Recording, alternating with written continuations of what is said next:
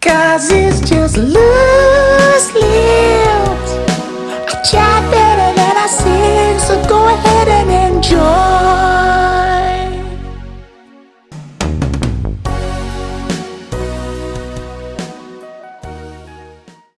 Right, so, right, here we go. I went to Kappa Festival. This was when I was still coming up in jukebox. Disclaimer is I've never been like this again at jukebox, and I never would be. You know, I've always, you know, I like a party like the next person. In fact, I love a party like the next person. But when I'm on jukebox hours, no. Do you know what I mean? It's just a no-go, and I've never been like this again. But I went to Kappa. I was looking after a few journalists, and you know, I had a full bottle of vodka basically, like in the baking heat. But you know, it's a free bar, so you're just pouring it and pouring it. You never realise how drunk you're getting, because when you're outside, it's all right when you're inside and you go outside, you can notice it, can't you? But when you're outside, when you're just outside, you just don't feel it coming on.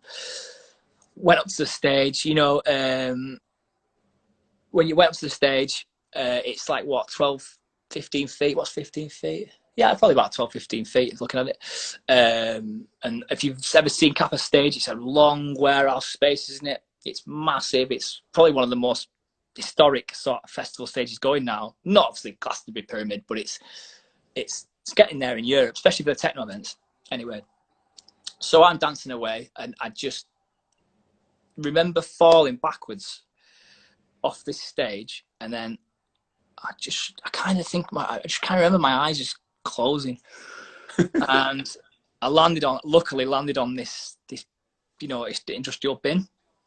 So you dropped 15 feet? No, I wasn't 15 feet. So this bin was like maybe, what are they, like, it was quite a big bin. What are they, them bins that, you know, you have like flat bins, you know, like probably like, what is it, 5 feet off the ground? Yeah. I landed on that, but I luckily landed on a plastic bit, and it dented a little bit. Like you know, Batman landed in Yeah. You know what I mean? So I the next thing I know, I wake up like 28 days later in the medical tent with fucking shit hanging out my arms, and I just ripped them all off.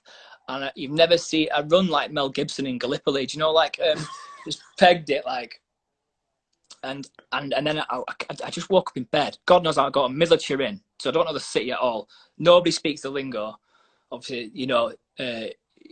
So I managed to get back to the apartment. The next day, I come back to the festival because it's a 2-day festival. God knows it was a 1-day festival. I'd have probably not remembered any of it. But I came back the next day, and I just looked at this medical tent, and I'm like, fuck me. And then I looked at the bar, and I was like, what? And it's just started to come back to me. And then everybody's looking at me, but I'm sober at this point. It's not like I'm off my head. I'm like, why the fuck is everybody looking at me? These girls, scantily clad girls looking at me. I was like, what? Like, Junie comes up, it's like, are you okay? It's like, yeah.